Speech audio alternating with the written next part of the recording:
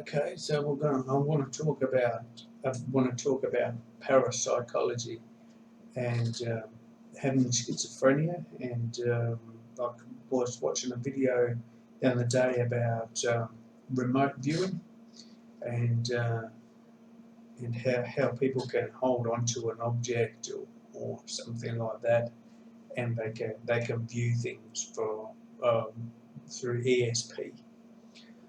So yeah, trying to process that sort of stuff with schizophrenia is yeah, it could be a bit dodgy, I reckon. How can I put this, that I have had experiences where I thought I could see into people's minds, but I think a lot of the time it's like a it's like a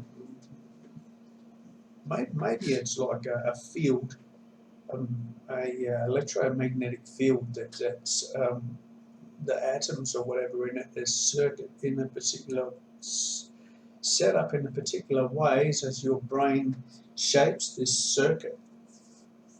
I'm not sure how lightning earths out, but you see all these other branches come off the lightning, and I think that electricity behaves that way, and our brains use the electricity. So it's interesting to think that these circuits are where some electrical charges earths out on something and creates an arc or arcs out. It's attracted towards a certain thing on the ground that it arcs out onto, like lightning strikes a particular point. To say it's the highest point or the point that's, I'm not sure how they can determine where lightning is going to strike, but from what I understand, they put a lightning rod in the highest possible position and put a wire down to the earth so that the lightning would strike that spot first. But you see it as it goes through the air. If you've seen the slow motion, it goes through and it must make a circuit through the atmosphere to that point where it arcs. So I think that we could even try to explain a particular way of thinking with the same kind of circuitry. I don't know about circuitry, but the same sort of phenomenon where the current finds its way through in a certain way, a field or a pattern, something like that, and then these patterns must be able to um, not manifest, but somehow they're able to stay in that shape. Once there's something like the light that comes off of a lightning, when the lightning's going, it's like the light is coming from that electrical current. So when it's in our brain, we must have the same kind of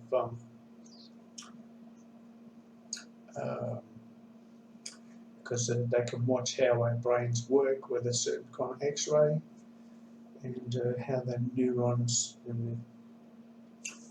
goes to different parts of the brain to process the thoughts. So what I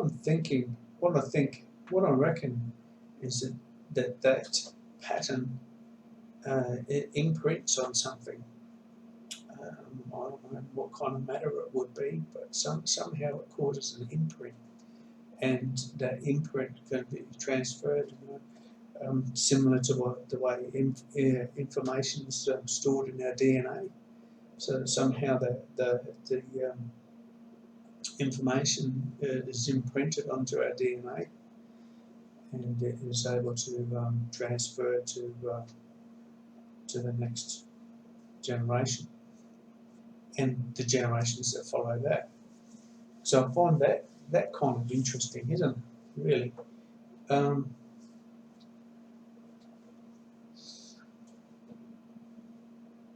I don't think that ESP is magic. what my idea of magic, like a magic trick. I was talking to somebody the other day, Andrew Ball, the other day, about magic, and he's mentioned that he's studying it. And yeah, I've got no problem with that. Jesus helped me to get out of a problem with magic.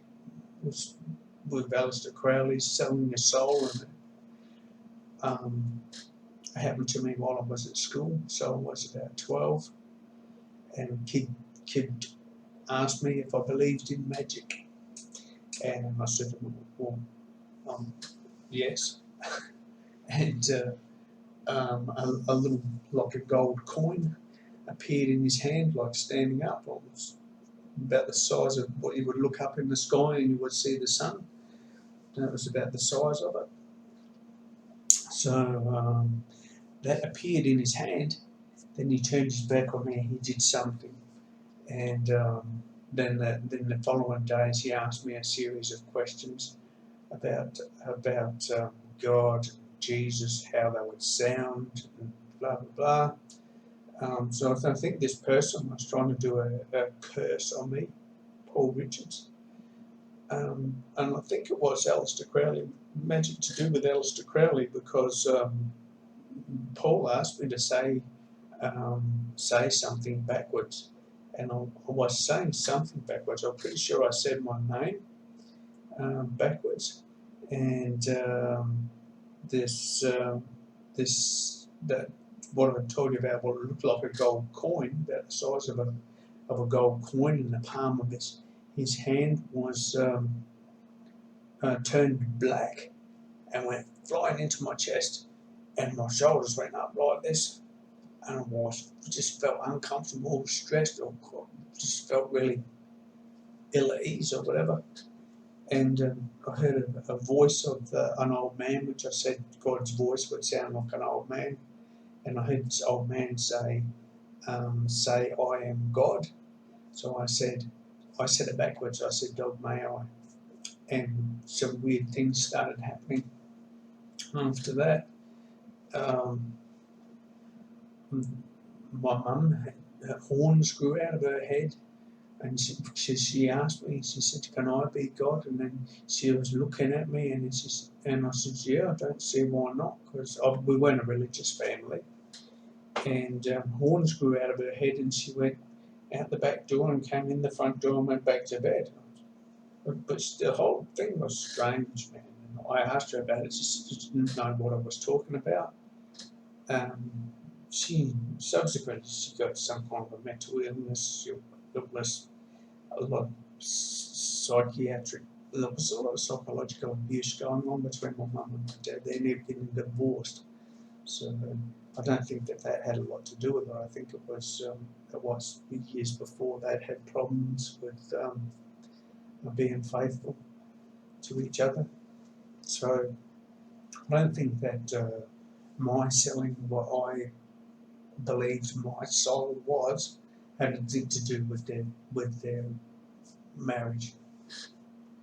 But kids at school were coming past me. They said they could see horns coming out of my head. I said, how did you get those horns on your head? And they was asking me about this kind of thing. I think there was a few people that saw it. I think it was Darren Burns, my friends on Facebook. Darren Burns, Rena McLaren saw it. She asked me about it. She says to me, I suppose you think you're funny. But I had no idea I had horns on my head. But this old man's voice said that I was a lamb, and that I was supposed to say that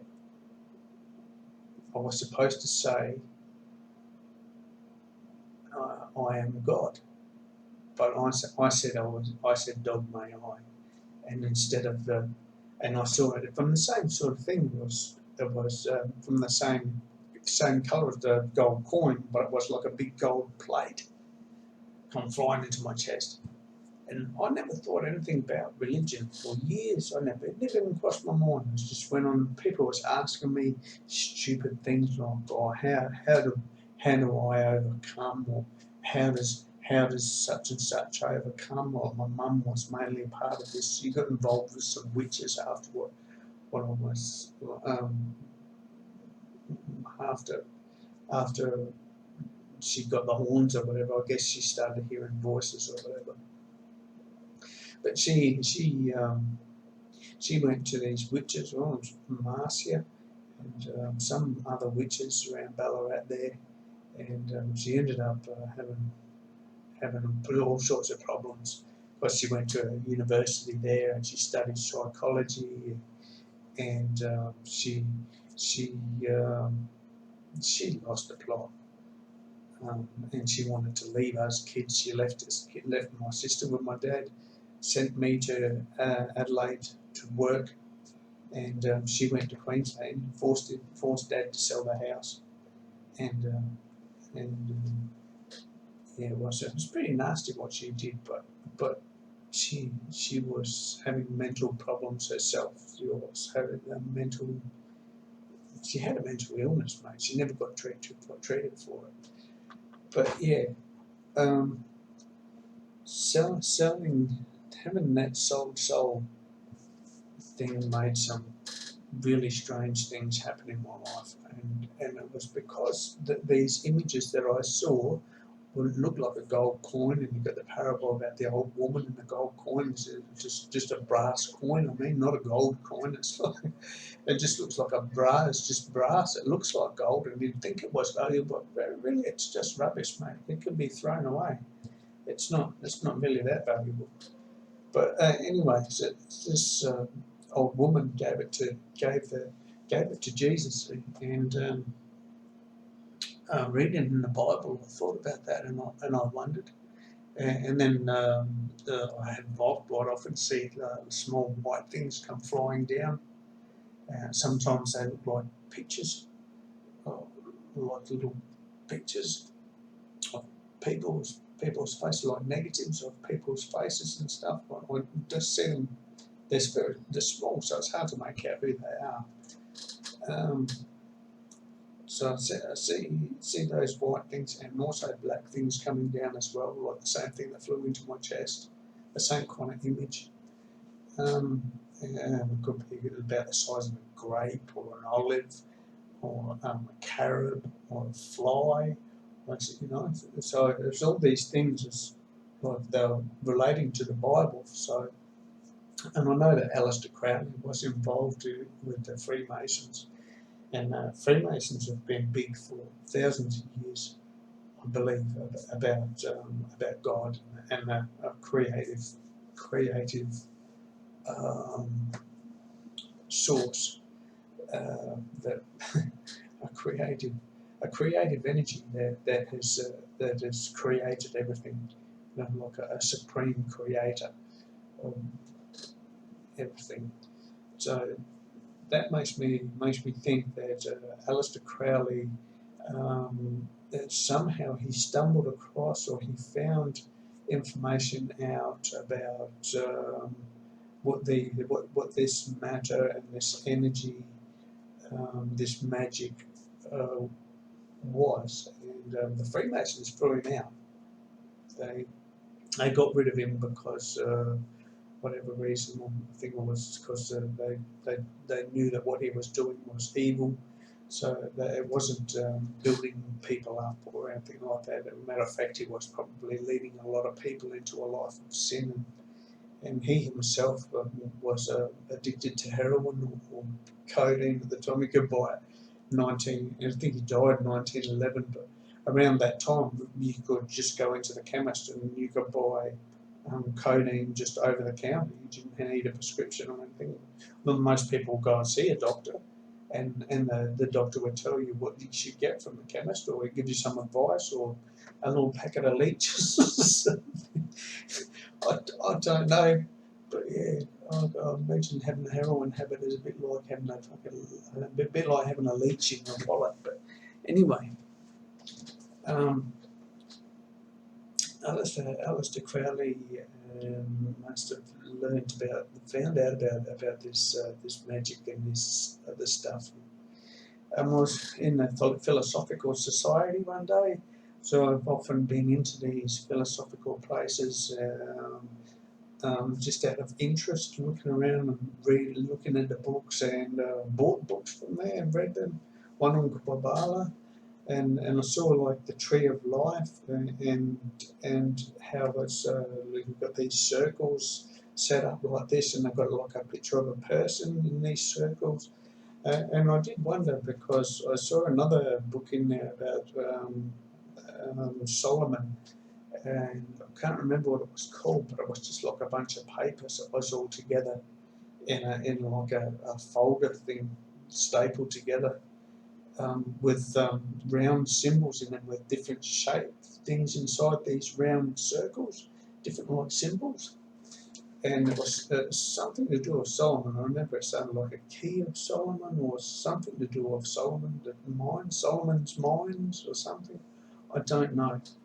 I can't remember exactly. But King Solomon's mines, I don't know. And these symbols, I think, could be something to do with that. Those matters, what I saw. King Solomon in the Bible, King Solomon found he had people from all over the world in his caravan or whatever at the time. Then they used to travel or whatever, and they met a lot of people, and he found out a lot of stuff. And I guess he used it to influence the people around him, for, to want to make him successful, I guess. It's important to be successful, I think. If you want to have a family, it's important that you be successful, and if you want to be maintain that ability to provide for your family, you're probably going to want to be influential as well. So I think that King is a king, so yeah, he's going to have to be influential over the people around him. Even people from other nations and stuff, you've got to want to be influential on them to do business with them. So I can see why he would have been attracted to this kind of magic. And I did see on those little wafers that you get in the Catholic communion. When I was in the care of an Anglican priest, they had these. He had the wafers, and it had like a symbol on it. And when I was in the Philosophical Society, and I saw this King Solomon's Mines papers or whatever book, I saw that on one of the symbols that I saw, it had the same kind of. It was like similar to a shield with lines on it, and it looked very very similar to that image that was on the wafers, and there was different size wafers, and yeah, I did ask the priest, Father Ramsey Williams. He was a good bloke. I asked him about what the symbols mean, and he said he didn't know. I asked him why they were there. He didn't know that either. And I never thought much more about it.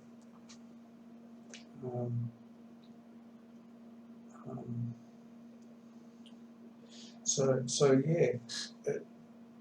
When I was reading the book about the Kabbalah too, they said that about the Freemasons, and the Freemasons' favourite religion was Catholicism, or the Catholic religion. Although looking into Freemasonry, they said that they didn't favour any of the belief systems that incorporate on a creator or creative, creator. It's maybe something that goes a little bit between the lines. I think that the Catholic religion was probably the most popular one for a long, long time. And there wasn't really much other choice other than if you went to church, it was a Catholic church. Probably the different churches were in the different countries, like you got the Orthodox Catholic churches, but I'm guessing they're pretty similar, pretty much the same. But well, for the most part, anyway. So yeah, I sort of put that together with what I'd been through in life, with the magic and the souls and the images I saw, and the manna. You know, they see these little white things coming down. Sometimes it's like, oh, that's like manna or something. So when the Israelites walked with the desert, they saw the manna coming down. But my mum was not a religious person. I think that's why she reacted the way she did when she was subjected to the magic, because my mum had told me when I was a little boy. She says, of course, I wanted to go to church and find out about Jesus, because Mum and Dad used to party on. I'll go and stay at the grandparents' house for the weekend, or like Saturday night, Sunday morning. The nan was going to church. Oh, where's she going? Oh, well, I was interested, and she said she was going to church, and I ended up, I was going to church there as well. I went to the Sunday school, and I went into the church, and I went home, and I told my mum I was going to Sunday school. I can't exactly remember it precisely, but I know I would have told her I was going to Sunday school. I do remember saying to her, I want to know Jesus, Mum. And she said, oh, do you? Because she had a really bad, she told me about it later on, but she had a bad experience with Catholic Church and in Scotland, because she was from Govan in the ghetto. She wasn't proud of it. She was council flats in Govan in the 50s, in the 60s, 50s and 60s. I can't remember when she was born. I think she was born in 48 or something, 49, I can't remember. But in the 50s and 60s, she grew up there, and there was a lot of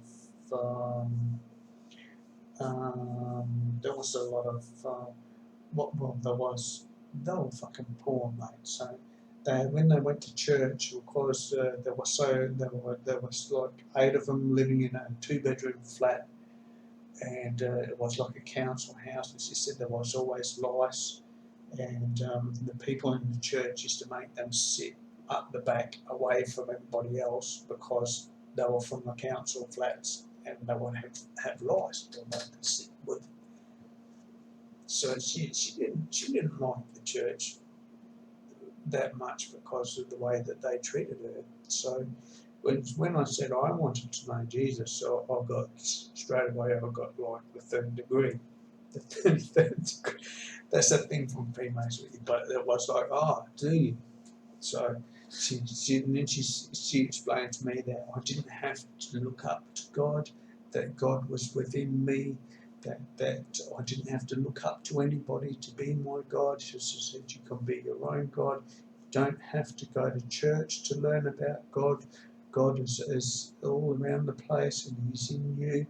And I said, what about the Bible and stuff?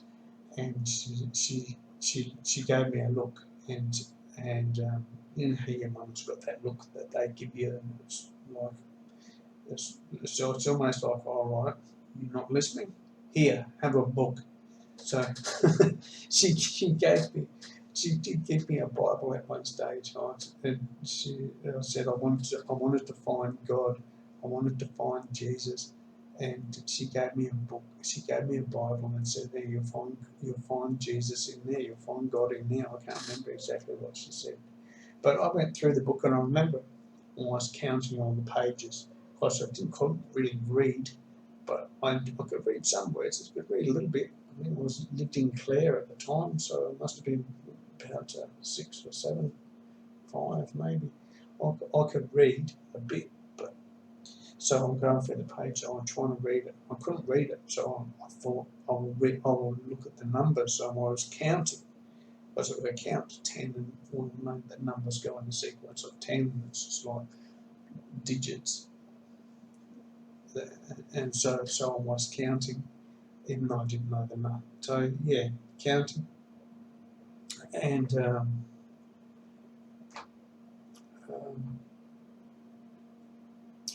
I didn't really have much more to do with my grandma after a while, because because my mum believed in magic. I think it would be some kind of magic or some kind of influential way that the dead can influence the living. I think she believed in that. There's a lot of it going on in the 70s when you have call it seances and stuff. There was a lot of it going on. There probably still is. I don't know. I've never been invited to a seance, but I don't think I will bother going.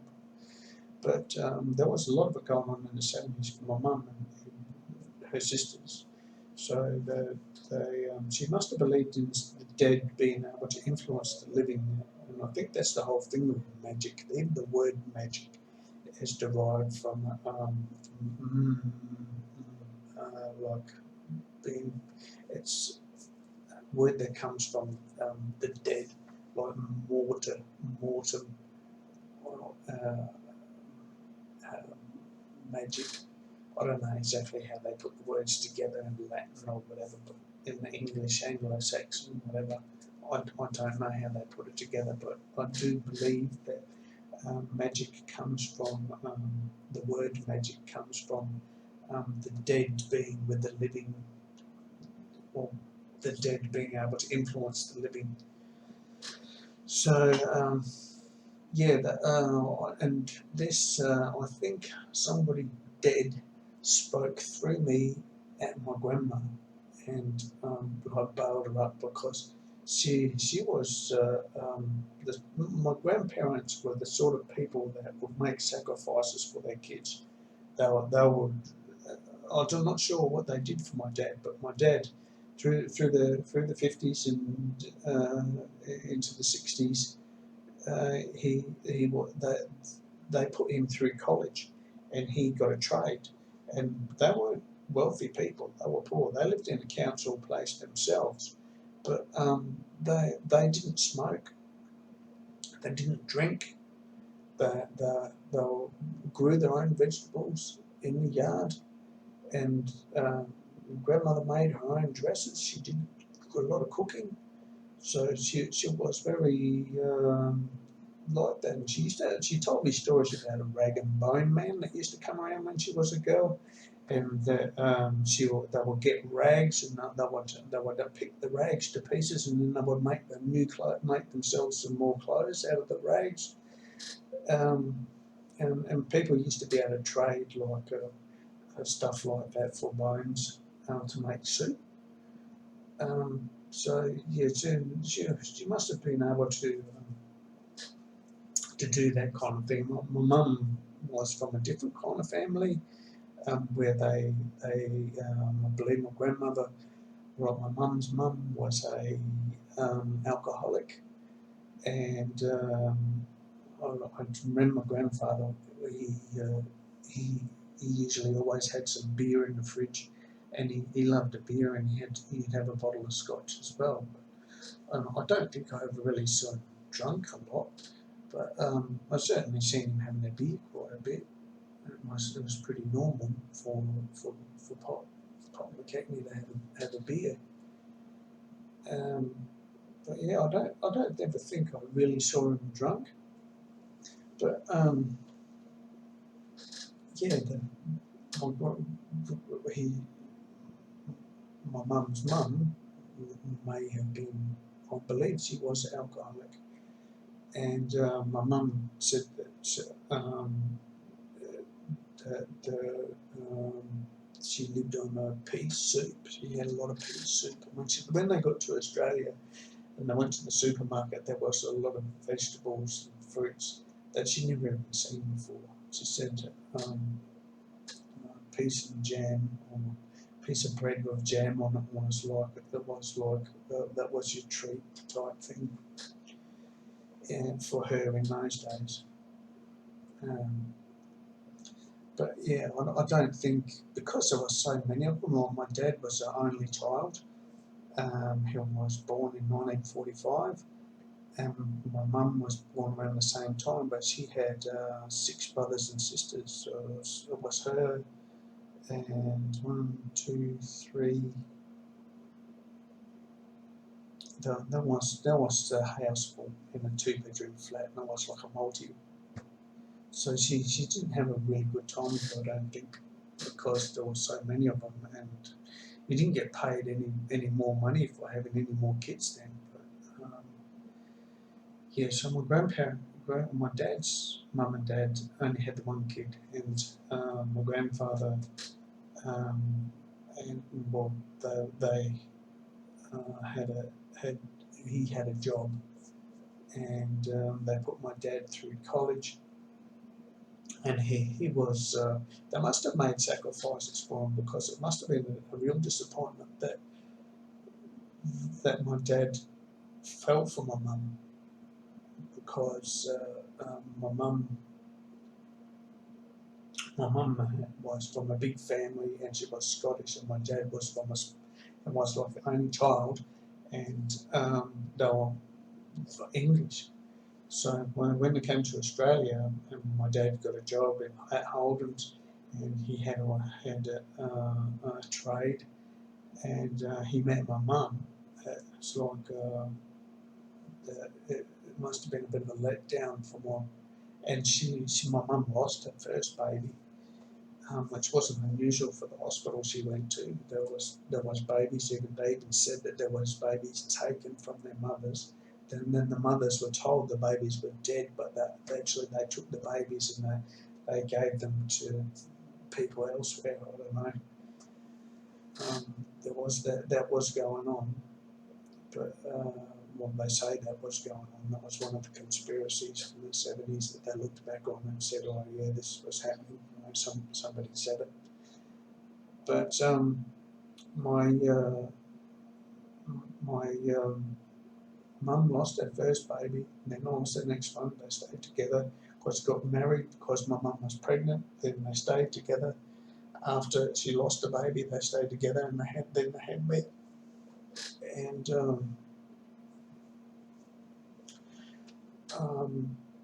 my grandmother on my dad's side, like my dad's mum must have been a bit disappointed, because my dad had fallen for somebody who was street savvy, and like most of my mum's family is street savvy, and yeah, then there's some most of them is not too bad, but yeah, there's some of them I'm actually really proud of. It's like, well, one of my nieces, my second cousin, she's a nurse. She works at the fire department, so she's a firefighter. She's a nurse, like a registered nurse, a firefighter, and she's teaching kids to swim. And she's done all these things for the community, and it's just like, wow, she's just someone to be proud of. But there's other, like myself, probably was like me, look at my life and what I've done. It's like, I don't know, man, how anybody could be proud of me, I don't know. You know, my mum used to say it. I don't think she really meant it, but it doesn't matter. Because the main, what I'm trying to point out is that the dead that my mum knew was probably somebody she knew, that she got me to speak to my grandma through me to my dad's mum, because I noticed that there was a lot of friction between them when they would talk, and I was only little, but you could hear that friction. It was like the there was this psychological abuse going on, and it's rife throughout my mum's family. This psychological abuse, this indirect, this insinuating uh, energy.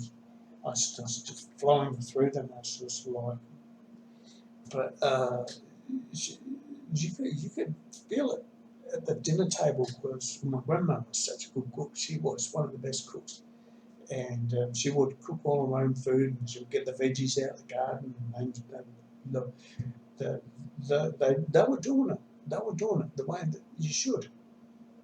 And my mum was disadvantaged that way because she lived in a big city. They didn't have no garden. It was like kick the can, and was smoking at the cafe or at the I don't know.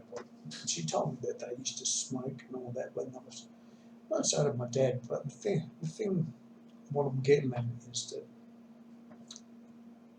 my mum had this kind of conflict with her, and I think it was because they were from different backgrounds, or because my mum wasn't good enough for my dad in his mother's eyes. They must have made a lot of sacrifices to get him through college, to get him a trade, because he actually had to go to college and stayed there. He stayed there and lived there, and he would come home on the weekends. So it was a good school that he went to, and they looked after him. They feed everything they do there for him. But they must have made a big sacrifice to give my dad that advantage in life, and then for him to bring some mick with big tits home. So there was this conflict between them, and my mum, she wanted me to be able to persecute her and tell her that religion was a load of bullshit. That's what she wanted to say, but she wanted to use me to say it. But I was an impressionable kid, and parents do. They live their lives through their kids. I don't have kids because I didn't have a good childhood. People are trying to use me to do all these things, like asking me how did they overcome and all. It's just like, you know what? I just don't want to be part of your thing. I don't want. I'm not interested in it. I just want to be normal. But yeah, it was kind of difficult to try and get through to people who wanted to make a mockery of um, what Jesus did, and they got mixed up with these magic people, Satanists or whatever. The way that I understand it, this Satanism is that they need to humiliate Jesus and try to make him react badly, like take control of his emotions, make him emotional, which is pretty much what manipulative people do to us when we're trying to um,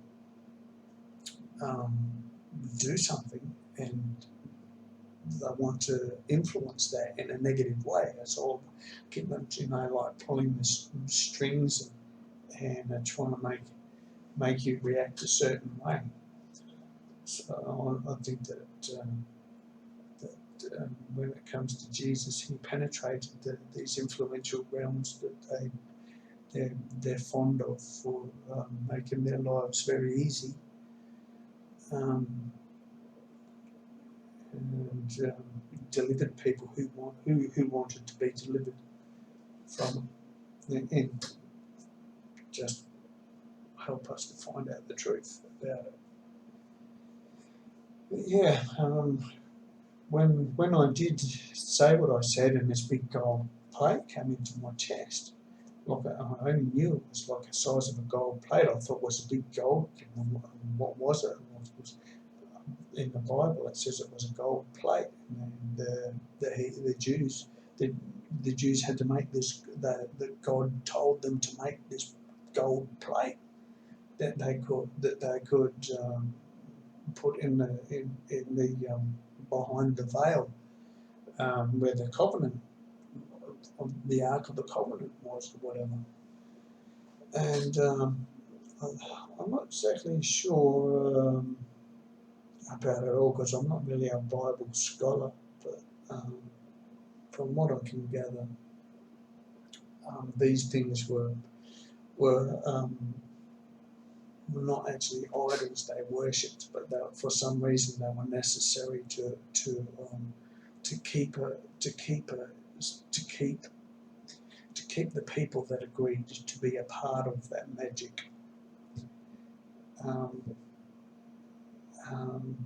in a place where they could be accessed, where they couldn't be lost. So I think that, from what I understand, people wants to carry on with that, like to carry on with that kind of that tradition of having somewhere where they can keep the people they love in a place where they can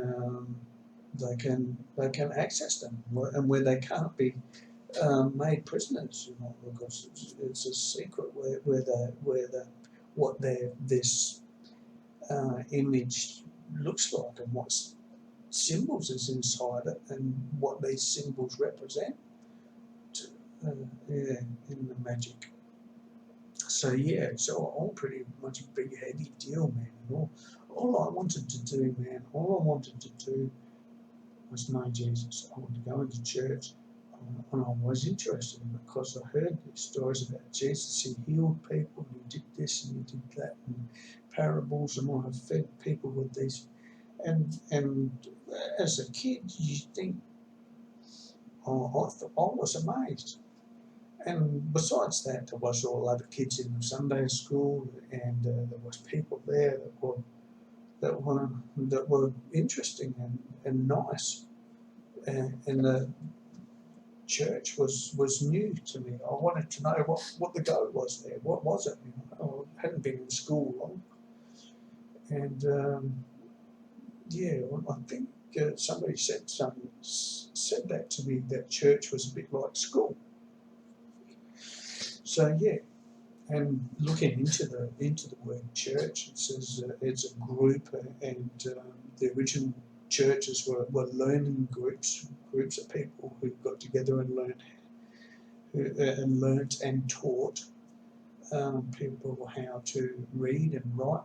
Even Moses, the Egyptians taught him to develop a language for the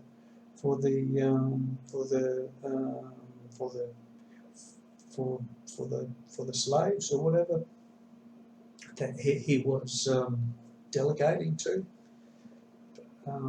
Moses is an interesting thing, but I will bring that up another time. So I think that churches have traditionally been places of learning.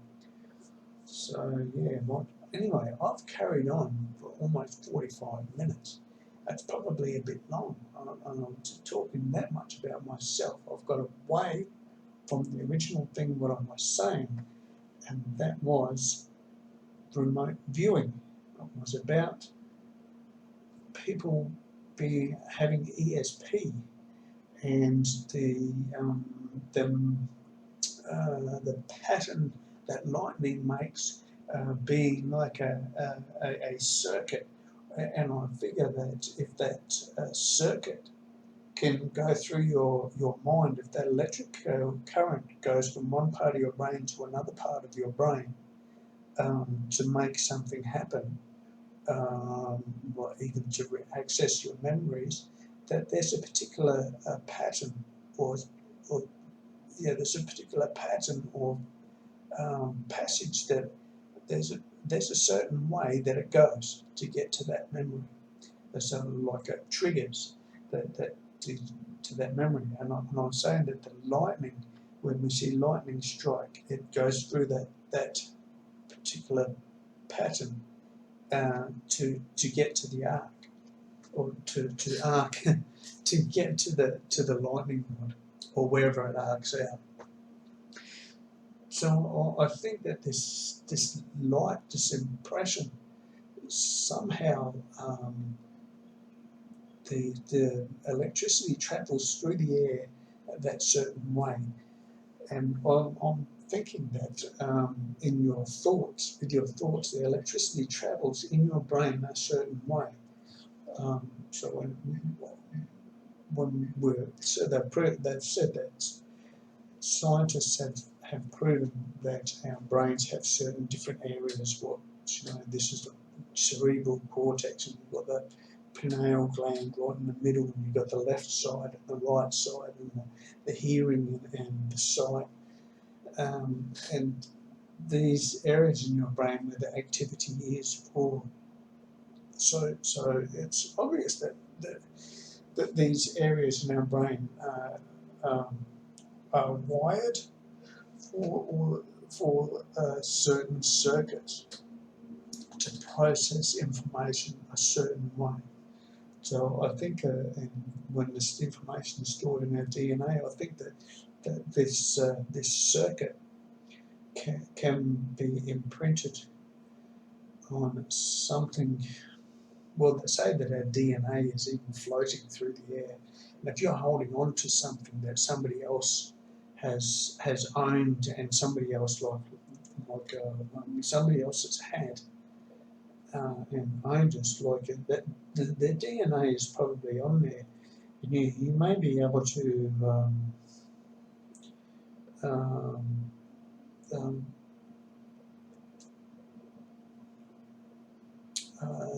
when this DNA goes into our bodies, or when swapping, or when we're tasting somebody else's DNA, or experiencing somebody else's DNA, there may be some kind of circuit that is still present in this DNA that we can that you can relate to people, places, and things. The DNA. Anyway, they're just thoughts, they're just theories, and you've had a bit of a talk with Uncle Don. Have fun. See you next time.